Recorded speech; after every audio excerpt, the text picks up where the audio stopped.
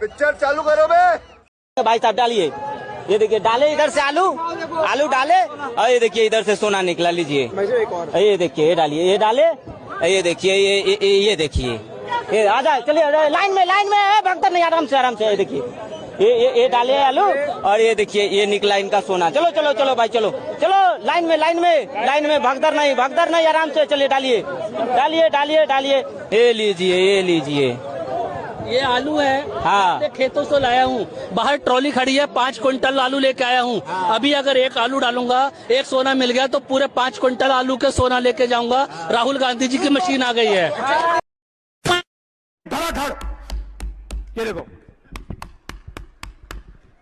यूं ताली बजाई, दर। जय श्री राम दोस्तों, अगर आपके खून में भी राम भक्ति दौड़ती है तो नीचे कमेंट में जोर से लिखो जय श्री राम। देखता हूं कितने भाई अभी भी धर्म और देशभक्ति के नशे में चूर हैं। अब देखो भाई, चैनल का नाम तो सस्ते नशे है, लेकिन यहाँ नशा सिर्फ 2 चीजों का मिलता है, ज्ञान का और मनोरंजन का। तो आ जाओ इस मस्त सफर में जहां दिमाग खुलेगा, हंसी रुकेगी नहीं। और हाँ, जिसने वीडियो लाइक और चैनल सब्सक्राइब नहीं किया वो अगली बार महंगे नशे की दुनिया में भटकता नजर आएगा। चलो वीडियो शुरू करते हैं। जय श्री राम। मैं अभी पोर्ट की विजिट करके आया हूं और गुजरात के लोगों को जब पता चलेगा कि इतना बढ़िया पोर्ट ये अदानी ने यहां केरल में बनाया है, ये गुजरात में 30 साल से पोर्ट पे काम कर रहे हैं, लेकिन अभी तक वहां उन्होंने ऐसा पोर्ट नहीं बनाया। तब उनको गुजरात के लोगों से गुस्सा सहन करने के लिए तैयार रहना पड़ेगा। हमारे मुख्यमंत्री जी से भी मैं कहना चाहूंगा, आप तो इंडिया अलायंस के बहुत बड़े मजबूत पिलर है, यहां शशि थरूर भी बैठे हैं, और आज का ये इवेंट कई लोगों की नींद हराम कर देगा।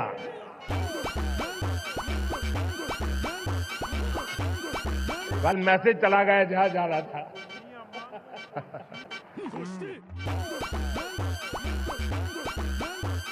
मीडिया के लोगों ने एक बात पर ध्यान केंद्रित किया होगा, जब हमारे पोर्ट मिनिस्टर अपना भाषण दे रहे थे तो उन्होंने कहा, अदानी का उल्लेख करते हुए उन्होंने कहा कि हमारी सरकार के पार्टनर एक कम्युनिस्ट गवर्नमेंट का मंत्री बोल रहा है प्राइवेट सेक्टर के लिए कि हमारी सरकार का पार्टनर ये बदलता हुआ भारत है।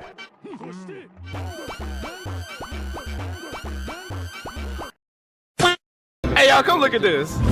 और ये सुनना इसलिए भी जरूरी है कि बीते 8 दिनों के दौरान जो सैलानी आतंकियों के शिकार हुए, जिन सैलानियों के सीने पर या माथे पर आतंकियों की गोली लगी, जिनकी धार्मिक पहचान पूछकर, हिंदू होने की बात पूछकर, उनका धर्म, उनका नाम पूछकर, कुछ लोग बीच में एक दौर था जब इसको झुठलाने की कोशिशें हुई या इसके काउंटर नैरेटिव बना कि ऐसा कैसे मुमकिन है, लेकिन वो सारे परिवार के लोग बार बार इस बात की तस्दीक कर रहे हैं कि सिर्फ हिंदुओं को मारा गया, धर्म पूछकर मारा गया, मजहब पूछकर मारा गया, कलमा पढ़ने को कहा, नहीं पढ़ पाया तो मारा गया, और उसके साथ एक ऐसा नैरेटिव कि पूरी कश्मीरी आवाम को आतंक का समर्थक, आतंकवाद का समर्थक उनके धार्मिक पहचान के आधार पर उन पर टारगेट किया था। कुछ लोग बीच में एक दौर था जब इसको झुठलाने की कोशिशें हुई।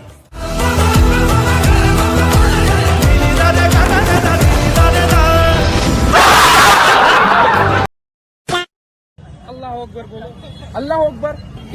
कश्मीर बहुत खराब है। आप जय हिंद बोल सकते हैं? सोचना पड़ रहा है आपको, नहीं बोल सकता। कश्मीर के लोग अच्छा है, जाने लोग। अरे जा क्यों रहे सर? अरे रुको आराम से। ओए सर आओ आराम से। जी बोलो। हाँ बोलो। अच्छा यूट्यूब चलोगे तो ये सब नहीं बोलोगे? सब्सक्राइब कर देंगे आपका यूट्यूब। नहीं, आपको आप सब्सक्राइब करो या ना करो, आप ये सवालों का जवाब बोलो। आप क्या बोलना चाहते हैं, बोलो। जी सर आप बोलिए। हमें कुछ नहीं बोलना है। जी सर। Welcome all India. अगर तो आप बोल ही नहीं सकता भारत माता की जय।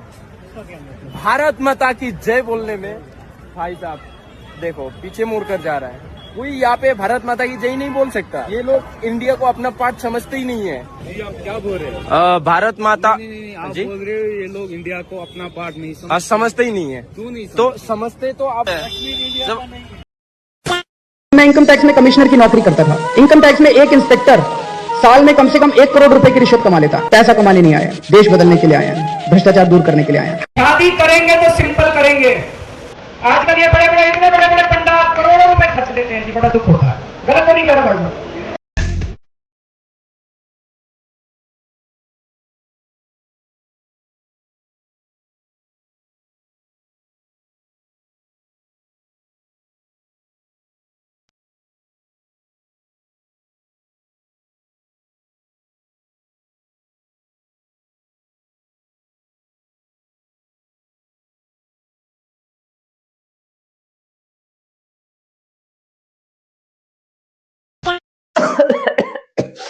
देखो जी, जाति जनगणना शुरू होने वाली है। इसका तो जी देखो क्रेडिट मुझे मिलना चाहिए, क्योंकि मैंने जाति जनगणना के लिए बहुत आवाज उठाई जी, बहुत आवाज उठाई। लेकिन जाति जनगणना से पहले राहुल जी को अपनी जाति बतानी पड़ेगी जी। देखो जी मैं भी कंफ्यूज हूं कि राहुल जी की जात क्या है। अगर राहुल जी, सबसे पहले आपको जाति बनाना पड़ेगा, बताना पड़ेगा आपकी जाति की क्या है।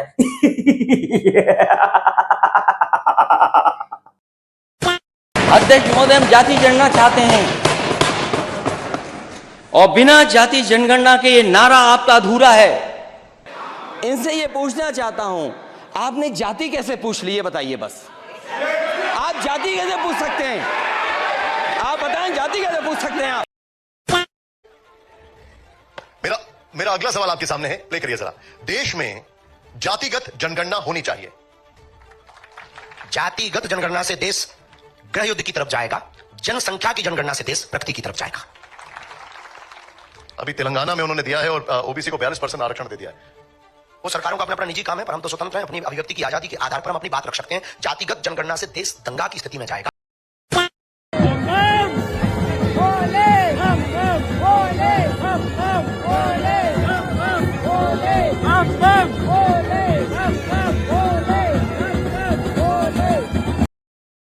ये आपकी न्यूज़ अगर सही है तो बहुत अच्छा है, हमको जाके वहाँ पे ले लेना चाहिए।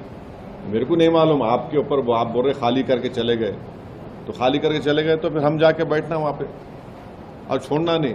अब के बार अगर कुछ एक्शन ले रहे तो घर में घुस के बैठ जाना, घर में घुस के मारते बोले ना, अब घर में घुस के बैठ जाना, खत्म। ये होना चाहिए। पीओके ले लेना नहीं, अरे गवर्नमेंट खुद बोल रही। एक बात सुनिए, पीओके नहीं, पीओके का रेजोल्यूशन है पार्लियामेंट का, भारत की पार्लियामेंट का रेजोल्यूशन है, वो भारत का है बोल के। तो बीजेपी क्या बोलती, घर में घुस के बोले डैश डैश बोले, हम बोले घर में घुस के बैठ जाओ आप।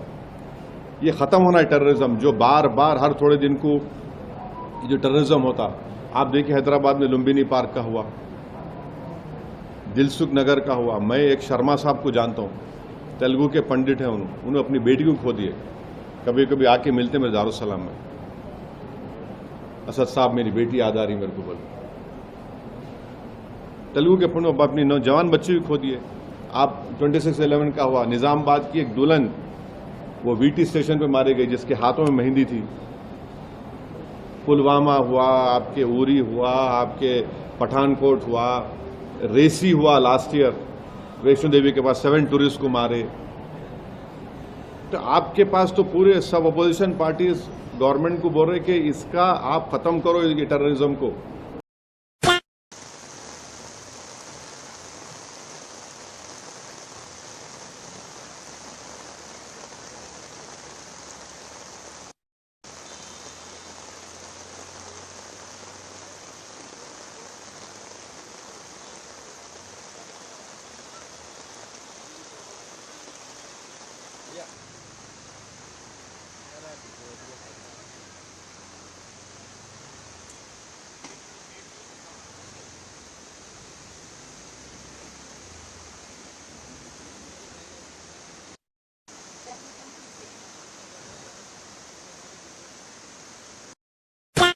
आतंकवादियों का कौन सा? मैं नहीं कहूँगी आतंकवादियों का एक ही रिलीजन होता है, मैं ये कही नहीं वाली। अच्छा कुछ तो होता, कोई एक रिलीजन देखो, मैं आपको 10 गिना दूंगा जो मुस्लिम होती है, ठीक है? 10 ऐसा आतंकवादी संगठन, लश्कर तैयबा, जैश ए मोहम्मद, अलकायदा, उसके बाद द रेजिस्टेंट फ्रंट हो गया, फिर तालिबान हो गया, आईसिस हो गया, बोको हराम हो गया, इतने सारे मैंने गिना दिए।